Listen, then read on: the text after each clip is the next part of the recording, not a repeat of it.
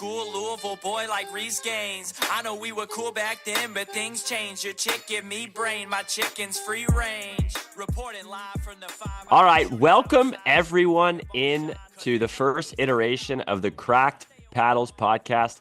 I am your host, Alex Crum, aka AC, alongside my good friend Kevin Dong, aka KD. We're thrilled to be here with you on this Sunday evening. Nothing happened this week, nothing eventful at all. Nothing eventful at all, and we're thrilled to be here with you guys to bring you all things pickleball. A little bit about myself. Again, my name is Alex Crum. I am a tennis coach and have been for the last 6-7 years. I am a musician. The album Just for Fun is streaming on Apple Music, Spotify, etc. And I am a professional pickleball player. Kevin?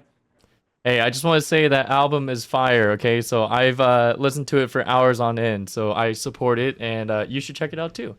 So I'm Kevin Dong, otherwise sorry to cut you off. Anna Bright tweeted that she bookmarked the album to listen to it. So I told her favorite song would be Chardonnay. Still waiting to hear back on that. That's my number one on that album. All right. Okay. So it's got double endorsement there. Beautiful. Kevin Dong, otherwise known as KD, whatever you want to call me.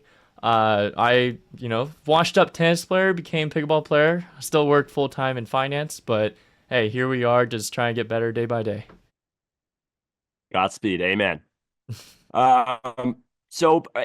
want this thing to be all-encompassing pickleball, right? We want to talk about the amateur side. We want to talk about paddles. We want to talk about the pro game. We want to talk about the growth of pickleball. We want this to be interactive. So we really want to do everything in the world of pickleball. I thought for this first episode, we would just start at the grassroots, give you just a couple of numbers about pickleball to start here. Pickleball, which I'm sure you've heard 1,000 times, is the fastest growing sport in America. 311% growth over the last 3 years. We're at about 20 million players. That number's probably higher now. Growth rate of 43.9% a year, which are pretty staggering numbers, and I only think these numbers will go higher. So I'll start with the question to you, Kevin. Why do you love pickleball, and how did you get into pickleball? So I actually played pickleball for the first time in my fiance's family's backyard like 6 or 7 years ago. But amazing. I have no idea what rules we played by. And then the next time I played pickleball was a few years ago with a couple old college tennis buddies who moved to Cincinnati at the exact same time as me. And, you get a bunch of washed up tennis players together. We don't want to play tennis anymore because we're sick of it. We thought we were like absolute pickle gods. And then all of a sudden we played like there's a local pro who just showed up at the park, and we were doing some like 3-man drill, and he was like, "Do you guys need a fourth? Like I can hop in." And we were like, whoa. Like, we're kind of hot like, stuff. Buddy, are you sure? Are yeah, you sure you can handle this? We were like, dude, let us finish this drill and then we'll let you play. And this guy wiped the floor with us. So it was just like, for me, it's like, okay, it's this thing that everyone, likes to make fun of or thinks is so easy. Then you get in there and you're like, oh, there's a low barrier to entry, but there's so much to master. So kind of like that growth mindset and just peeling the onion back and learning and being able to get better at something. Like that's my favorite part of it. Cause like, dude, like I'm 30, I just turned 30 a couple months ago. I mean, you don't get to get better at things as an adult very often. Like there's not a whole lot of stuff that's like, oh, like I'm learning a new skill. So for me, that type of thing is just, that's really fulfilling for me. And that, it's just a lot of fun to get better and keep working towards something.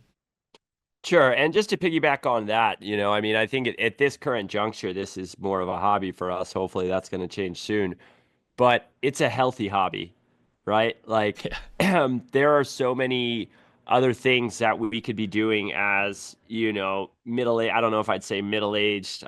I still feel young, but adults, so many more toxic things you can be putting your time and energy into. I mean, there are nights, Friday nights, Saturday nights where I'm like, I need to go to bed early because I'd like to get up and play pickleball. You know what I mean? I could be drinking, high noons at the Rusty Trombone with 6 or 7 of my boys, but instead, I'm hanging out doing this, doing that because I got to get up early. So I think, it is an expensive hobby, but at the end of the day, it's an extremely healthy hobby, right? True. So is that what you love about pickleball, or is there more? Yeah, well, And there's more how'd you to get it for into me. it? I mean, well, I started playing about, I think the first time I picked up a paddle was about a year and a half ago. I teach country club tennis, and I was up at a club in Maine called Prout's Neck. Shout out Prout's. And there's a gentleman up there by the name of Brett Warner who is very connected in the pickleball space. And I think at one time he was a top 50 singles player in the world. Now, this is going back 2 or 3 years ago. And I heard, I had hit a pickleball maybe once or twice, and it just felt right to me. It felt natural, just ripping the ball. I was always good at ping pong, always had a terrible serve in tennis. And so it felt right for me. And I remember telling my boss, I said, I think I could play pro singles at a high level. He said, well, you're in luck. We got a top 50 player who's a member at the club who's in town. So I was like, all right, set it up. Let's go. So I met Brett. I'm still in contact. We're still good friends to this day. Shout out Pure Pickleball. And I went out there and we played a match. I think we played like 3 out of 5 sets and I beat him. And in that moment, I remember I got on Instagram afterwards and was like, I'm going pro in pickleball. Like, I'm going to destroy everyone. Like, I'm going to be the best. Um, and yeah, after that, I started competing professionally right away and was humbled early on by Jason McNulty in Cincinnati, that little rat. But obviously, as time has progressed, I still haven't had the time to really train yet. That's going to change as well. But I have had some success. So I love just competing. I love competing so much. I always have my whole life, and pickleball has allowed me to do that at my age, which is something that I never expected to be able to do again. I also do love the community aspect of it. I mean, I have met so many friends over the course of the last year and a half through pickleball, people that I'm talking to constantly throughout the day. We didn't I know each think other a year and a half ago. we did not, which is crazy Yeah. because it feels like I've known you my whole life. But I think as you get older, maybe you lose touch with friends or things like that because you just don't have as much in common. You may check in here and there and again, but I think as you get older, the people that you interact with the most are the people that you have similar interests. And so, I know you and I talk almost every day, every other day, and I could say the same for so many other people in pickle. And I think that's really special, you know? It's hard once you got the pickleball bug, it's hard not to have something to talk about. No, yeah, there's endless things to talk about in the pickleball world. And I love a good AC rant, so I know you do. I'm always Well, open ears for you. that's what this podcast is for, Brother Bear. Yeah, letting the world experience these AC rants. Exactly. Hopefully I don't get canceled here pretty quickly. But Hey, we'll see how long we last. exactly. One thing that I did want to highlight, because I think this is the most special thing about pickleball. In all of pickleball, what I think is the most special thing, and I think which separates it from all other sports, is that if you want to go play flag football, or if you want to go play field hockey or bowling or anything, there are some logistic hurdles you need to clear. You need to contact people. Same thing with tennis. You need to set up court. You need to book a court. You need to get people who want to play. You need to find a time.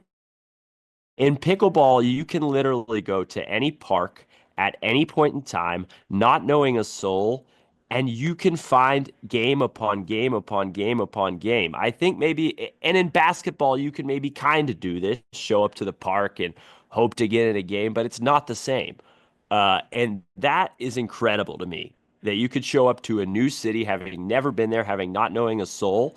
And if you want to go and play pickleball rec games, you can go and do it for hours and hours and hours on end.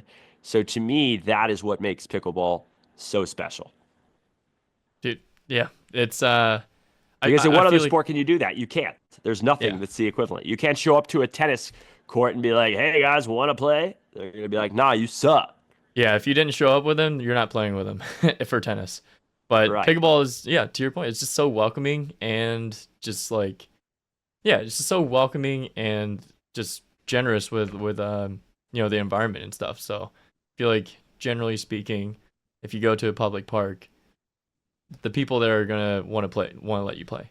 100%. You can always find action. I do have a question for you, Kevin. How Sure. do you feel about tennis players poo-pooing pickleball, saying it's easy, saying it's stupid, all those things? How do you feel about that? Because I have an opinion, but I'll I go ahead mean, and let you speak. how I feel about it is, okay. First off, if you think it's that easy, go and play, and don't just play against like the beginners. Play against the people that are actually good at like. not actually good at that. I don't want to take anything away from beginners and intermediate players, but play against the other people that have a decade of racket experience, because tennis players have a whole lifetime of racket sports background. Pickleball is so new that yeah, if someone hasn't played a racket sport in the past, they're behind. But if you play other people with those racket sports backgrounds, it's going to be way harder. And that's where it's like, oh, okay, there's more layers. You can see the beginners. If you watch beginners play tennis, it's embarrassing too. It's even worse than watching it's way beginner worse. pickleball players. Yeah, I talk about it all the time. If you've never played tennis, you try to go out there. Like, I mean, that's what I do for a living, brother. It's painful. Can't keep a ball within 15 feet of the baseline. Better Right. yet, make contact. So, right. So if they want to go and watch the beginners of pickleball and judge it, then they're comparing the wrong things. They're not comparing apples to apples. Because if they look at the beginner tennis players, like the skill level is about the same. Like, so that to me, it's just like, hey, like you're saying You if you don't think know- you're that good, get in the arena then. You little exactly. weasel. You don't know what it's like until you're on the court, not watching a video on YouTube, but physically on the court, seeing how fast it is to hit a counter that's coming 40 miles an hour at you from 14 feet away. Like, My counters that's are different. absolute trash, my boy. You know that. Nothing I like least. Yeah, I agree completely with you. My thing is this, okay? If you are a tennis player who is not accomplished and you're a decent tennis player, but you've never done anything legitimate on a tennis court, then I will not hear it from you. If you can't win a point on me in tennis, right? If you can't have a 10-shot rally, I don't want to hear you talk about how pickleball is easy and stupid, right? Now, if you're a stud from Northwestern and you're just like, pickleball's dumb, like I'm a tennis playing machine, then okay, you're fine to have your take, in my opinion. But that's sort of my metric. It's like, if I can bagel you in tennis, then you're not allowed to tell me pickleball is lame. You know what I mean? That's sort So of where I stand. for on people that aren't aware of your tennis abilities, like what level is that? Basically, if you're a D1 collegiate player and above? Yeah, or... yeah. If you're a D1 collegiate player and above, Okay. right? I think I'm probably better now at tennis than I was back then, honestly, because I have a racket in my hand 9 hours a day. But yes, if you're like a Division 1 level player of tennis and you want to say pickleball's stupid, tennis is harder, like, all right, I'll give you that. You can have that take. But Hey, if it's you're good- like, if you're like 4-0 and you're like work at JP Morgan and you like, you know what I'm saying, and you're like tennis is way harder, like pickleball's so dumb, but you suck and you can't even win a doubles match in your 4-0 men's league on Saturdays, then keep it to yourself, brother bear.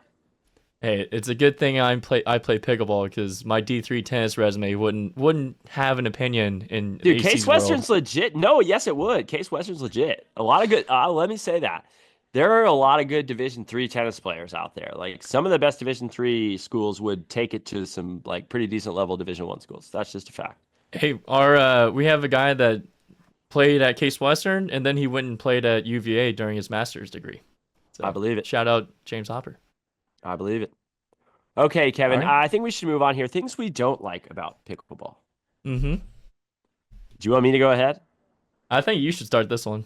You're All hot. right. Keep rolling. I'll just get this off my chest straight away. I don't like dinking. I have a very small brain. It takes a lot out of me to focus, like a lot out of me to focus. And after about the seventh dink, my brain is nowhere near the court. This is something I'm going to work on through meditation and other outlets, but I don't like dinking. The only time I like dinking is when I can like roll one out wide, and then I always get ATP'd to death. So it's something that I will learn to love eventually, I hope, but I don't like dinking. Another thing I don't like about pickleball is, sorry, I lost my train of thought there for a second. Go for it. Take your Another time. thing that I don't like about pickleball, okay, this is important actually, is I don't like how everyone who has ever played pickleball once puts PB in their Instagram name. In no other sport do people announce to the universe that they play the sport. You don't see PD pole vaulter. You don't see Johnny basketball. You don't see Joe Burrow FB. Yeah, Joe Burrow FB. You don't see that. I hate it. And this is, listen, like literally 98% of my pickleball friends have PB in their bio. It's like, okay, brother, like We get it. We will deduce that you play pickleball from the 85 photos you had Katie Allen take it to APP Cincinnati. Like, we will figure out that you play pickleball. You don't need to put the PB in your freaking name. So are we gonna contact Tanner Tomasi, Kyle Kazuda, me, and just tell That's them different. everyone needs to remove it? That's different because you guys have successful brands. Okay, Tanner Pickleball. Like, I'm talking specifically about the PB. You can be PD Pickleball. That doesn't bother me. It's when you put the PB in there that just drives me crazy. And again, I'm sorry to all my friends. There's a lot of you out there I was gonna say, how many people with the are gonna PB. send you an angry text after this? I mean, I think maybe, I hope it's not an angry text. I hope what happens is they take the stupid PB off their name. I hope that's what's the end result of this. Hey, we'll see. We'll see if it starts a movement. Okay, I hope so. I genuinely hope so. Okay, what do you not like about pickleball, Kevin? My biggest thing is the durability of paddles. Like, Oh, wow. Yeah, that's dude, like, I've dropped like $4,000 on paddles like in the last 6 months, so right, and like, that's a me problem too. But there's just so many people, and obviously, okay, a lot of my friends are going to be people that are crazy about pickleball and train really hard and train often. So they're probably getting more reps than the average pickleball player. But Sure. still, you cannot have these pros being like, oh, like, and when I say pros, some of these are like semi-pros. They're not like actually, they're not like, this is not their full-time job. This is just like Right. they're playing on their normal schedule. right, And they're replacing their paddles every 2 weeks. It's like, that's insane to me. insane. Like, what, like, Think about like a in tennis what racket, world? dude. Like, I have this old Yonex I've been grinding for like 6 years, dude. Grommets are falling off. I bought it for like 220. It's still rolling. Even that, you can buy replacement grommets. You can Yeah. buy string and restring it. How much does Smart it cost guy. to restring your racket? $10, right? Like nothing. Yeah. Like, how much does it cost to replace the grit of your paddle? You'd buy a new paddle for Yeah. a couple hundred. Yeah, Like, I- 300.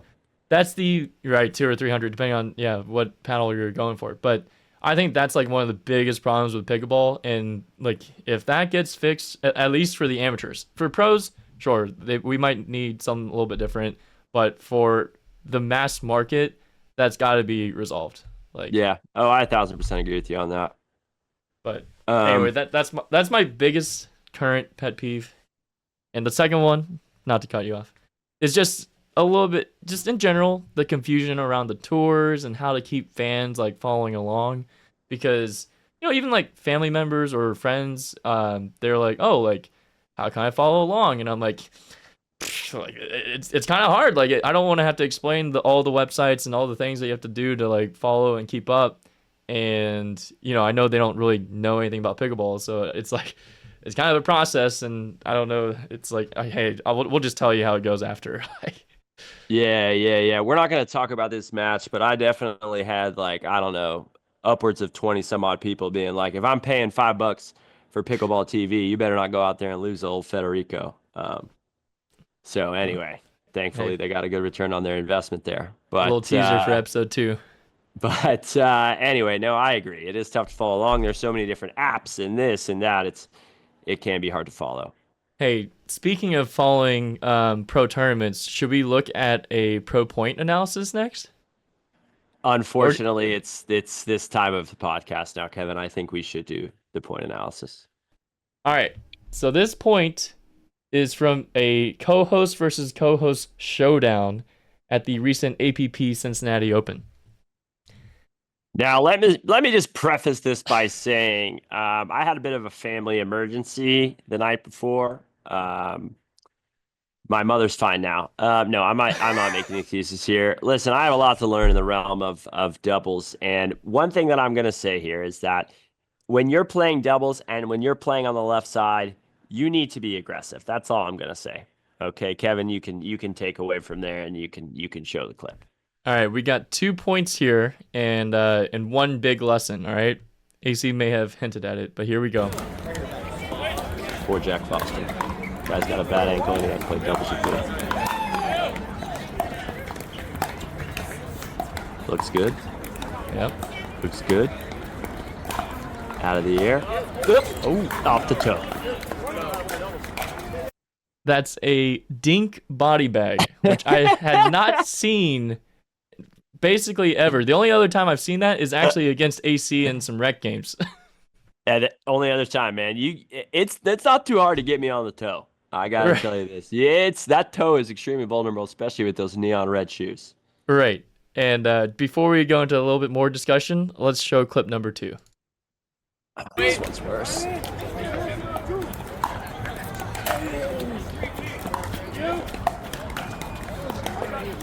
We get in pretty easily here.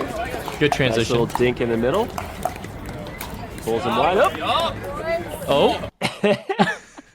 What was that? We had Wade's in a little bit of trouble. He dinks it into the middle, and then everyone looks at it.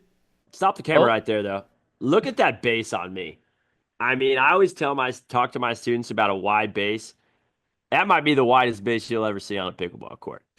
Looking sturdy out there, I can say that. But What happens next? Unfortunately, just not quite enough reach, not enough commitment.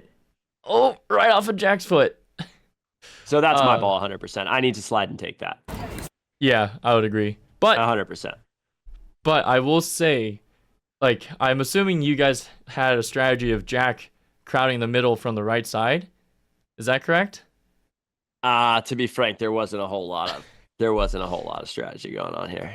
Well, to give a little bit of background, like in the very first game, like one of the first few points, we're dinking. I dink into the middle, and Jack just reaches in and just destroys a backhand at me out of the air. So I was like, oh, that's their plan, is that Jack's going to play a big right side. And he just gave Tario this thing right at my feet, and I was like, okay, that was embarrassing. High praise for Jack's backhand flick. You won't catch me saying that, but No, hey, I thought it was a safe spot. No, And no, I thought it was a safe spot. So what we ultimately did was like, okay, we figured that was the plan for you guys. So I started dinking behind Jack to get him out of the middle, and I think Wade was doing the same thing, and that ultimately led to this. So, the lesson here is find the spots that you want to hit to. And if they're not available, move the dinks around to make your preferred spots available. That's the big lesson for us. 100%. And for AC, if you're gonna play left side, commit. You can't be a weasel if you're gonna play the left. This is why mixed doubles gives me trouble as well. I always feel like I'm gonna hit the girl in the back with my paddle, and when I swing, brother, I swing. So it's just like I'm always worried about hitting people and this. I mean, my paddle weighs like 9.5 ounces, dude. It's basically like a shake weight or something. It's heavy. Okay, so if I full swing, I feel like I'm gonna knock somebody out. But I just got to get over that fear. Next time I play with Jack, I'll slice that man in half before I let another ball go down the middle. I'll tell you that right now. He'll probably never play with me again though. But is the shake weight your secret to having a massive backhand? that's 100% it. There's a few other secrets that I'll divulge at later dates, but a little shake weight in the morning, a little 5-hour energy shot. That's the game plan. Perfect. That's good to know. I mean, just I feel like we gotta go into our rapid fire lightning round. It's time. Let's do a little rapid fire Q&A. So again, we want the show to be interactive. We want you guys to connect with us, send questions, whatever that may be. So that's how we're gonna wrap things today, Kevin. Let's go through it. Kevin will answer some of these. Some of them will answer both of them, and some of these, specifically a couple, only I will handle. Sounds good. And these were collected from our Instagram stories, so make sure you're following AC Baby and Kevin Dong Pickleball. Yeah, and Kevin Dong Pickleball. That way you will not miss out when we're asking for questions from the audience. Hell yeah. All right, first question. APP or PPA for aspiring pros? And I think there's not necessarily a right or wrong answer, but generally I would frame it as APP, lower risk, but also lower reward. PPA, higher risk, but also higher reward. So, I mean, I don't think it's a secret that the PPA has a little more visibility for their top players, but at the same time, it's gonna rack up more costs. If you do get in the top 50, you have to sign a contract. It's locking you into more fixed costs versus the APP is like, hey, you can play as many or as few as you want. So as you're getting better, if you're looking to get the pro reps, APP. If you're going all in and you're planning on being a top 30 player in the world, PPA. That's my take. Okay, well, I need to be careful with what I say here, but I'll be honest. I think that if you are playing professional pickleball as a hobby, you simply love traveling, love competing, love meeting people, that APP is not a bad route to go. I think that if you have aspirations for this to be a full-time job, then PPA is really the only way through. Um, the reality is that there are about 6 people total that I can name on the APP tour who make a living doing it, right? You have Will Howes, Jack Monroe, Chris Hayworth, Jill Braverman, Megan Fudge, maybe Sophia Sewing if she keeps winning every tournament. I mean, that's the end of the list, right? And there's obviously quite a few PPA players who are able to do this as a full-time job. So to piggyback off what you said, I think the visibility is just so much greater on the PPA tour, and that's what I'm going to say about that. So I think if you want to make it a job, it has to be PPA. Sure. Uh, I'd be a little curious how accurate that list was, but maybe that's like the people that are strictly off of like playing pro events. Yeah. I mean, okay, yeah. Tanner Pickleball makes money because he has his YouTube channel. Right. There's like other avenues for certain people to like get the Okay, aggregate. Tanner Pickleball, Kyle Kazuda. Okay. We don't have to Who go down the full else? list. All Who right. else? Okay, Next we question. can. Next All question. right. Are the price of pickleball tournaments getting out of hand? My personal take on this, I recently had friends that played, some of the amateur tournaments and stuff on the pro tours, like the pro events. Basically, the pro tour is holding the amateur events as well, right? Alongside the pros. English is hard. Sorry. Um, Basically, I think if people are going to charge a premium for the tournament experience for amateurs, they have to give the premium experience to amateurs as well. So, Sure. not saying that there's a mismatch in specific instances, but I've heard examples both praising and criticizing the amateur experience. So, I think tournament by tournament, it's kind of up to the people running the show to make sure that players, both amateur and pros, are taken care of. If that's the case, then I don't think the prices are out of hand. If Right. if that's not the case, which is probably more common than you think, probably not Sure. always worth it for the amateur. Okay. Yeah, I mean, I'll say this, right? Like, I do think it's expensive, but I also think it's supply and demand, right? Mm. If we want to see pro pickleball succeed, which I think we both do, then any tour, all of these tours need to generate revenue, and the fact is, entry fees are a good way for them to generate revenue. So, you know what? We live in America, supply and demand.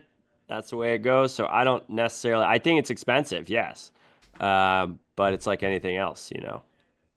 It's So, fair. Yeah, clearly, yeah, that's fair. all right, moving on. What do Moving we on. got? What was the paddle you liked the least that most people loved? Let me just go straight into it. The Yolas, the new Yolas, the Pro Force. Like Oh, no shade, no shade to Yola, okay? And I'll tell, but this is like a me specific thing, right? Like I think they're good paddles. I think they're powerful. I think this, that, and the third. But like the Yolas that you buy off the rack at Dick's Sporting Goods are not the same Yolas the pros receive. They have no grit. I mean, they just have no grit. There's zero grit on these paddles. And so if you're a tennis player, especially, and you're taking big loopy backswings, you simply cannot shape the ball. I kid you not, I missed 17 returns in qualifiers on Monday, 17 returns in my final match, and the next day I beat Fed. So with not the Yola. And I can tell you that I would not have beaten him with the Yola that I bought at Dick's Sporting Goods. Bought 2 of them actually. So that's what I'd say. Like I don't love the Yola paddles. I just don't. but Hot that's take. to your point. That's That's specific because to that's your because of the way game. that Yeah. I swing and the way that I play. So again, like no shade to Yola, they make $1 trillion anyway. They don't need my endorsement. Uh, anyway, what about you? Yeah. Well, just to expand on that, like you're not using the dwell time as much as you're trying to use the surface grid. So like you're Correct. not plowing through as much as you are brushing. So it's Right. like not exactly the same skill and asset. Right. If But you have a short backswing, those pedals are great. yeah. Anyway, I don't. guys, Yola makes great paddles, but my paddle that I also didn't like was the mod, and it goes back to what I said earlier about paddle degradation. Like I was like, oh, should I play with a mod? Well, if it's gonna change drastically in a span of 3 days, how can I, rely on that in a tournament? it made it really Sure. hard for me to make that decision. So I kind of just stayed away from it, even though obviously it came with a lot of benefits. I mean, it was a great paddle, but for me, that insecurity or uncertainty about how the paddle was going to perform on that given day, that kind of steered me away from that. But hey, now I use the YOLO 4s because I love them, and the dwell time's insane. So the way that I've changed my pickleball stroke, I'm going through the ball and it's getting that dwell time and spin. So, I mean, good job to YOLO on that. Well All time. right. Next one. Dwell time. All right, go ahead. From Insane Lane. Insane Lane wants to know who's top and who's bottom. Who's top and who's bottom between you and I? I think it just depends on the day, to be honest with you. Like Singles or doubles? Yeah, no, I mean, if I've had a long day, if I've been out in the sun all day long, it's late at night, I've been active, then I'll be the bottom. I think if I wake up, I'm supercharged, maybe I had a big win that day, then I'll be the top. That's my answer. Kevin, you don't have to say anything. Moving on. Okay. For AC, which was a tougher singles match? Federico Staxrud or playing against KD? Federico. Moving on. All right, fair. AC, what's the thoughts on the lifetime ball? I actually did a video for the VP of Lifetime Marketing today. I love the ball. Obviously, I like a harder, faster ball in general because of the way that I play, but I'll say what I said in the video. It moves through the air very well. The bounce is true. The ball does not go out around. And everybody and their brother has been, me included on this, has been crying because half the PPA tournaments and APP tournaments this year have been in horribly windy conditions. Everyone's been crying about the wind. This ball cuts through the air better and is therefore more playable in the wind. So I actually love the lifetime ball. That kind of makes me want to try it out. It's good. All right, last and final question. Let's go out with a bang. What's your favorite shot in pickleball? Backhand down the line. Passing shot. Clean winner. Simple. There you go. I'm going to say Ernie, backhand, extreme angle, Ernie, cross court into the fence. I've never Ernied in my life.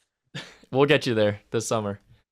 All right, I did once, and it was like, I mean, I think I hit like a marshmallow. Like, I just thought it was so sick that I jumped out of the line and hit the ball, and somebody just smashed it down the middle, but I still felt cool about it. Hey, you're an athlete. You'll get there.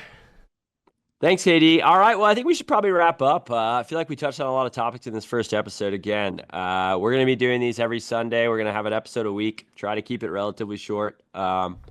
Next week, we're going to talk about my run in Atlanta, as well as some other things that are percolating on the surface here now. But we just wanted to welcome you into our world. We're here to help, here to have conversations with you. We love pickleball. We know you do too. And so we're just happy you're here. Anything else, Kevin? Nope. Wrapped it up great. All right, like, subscribe, comment, tell your aunts, hit me up. All right, see you in the next That's all one. I got. See you next time, guys. Ciao. So that's not a little bored. That sucks. Life's tough. Last thing I need is more stuff. It's true. I need a little more time with you and more rose with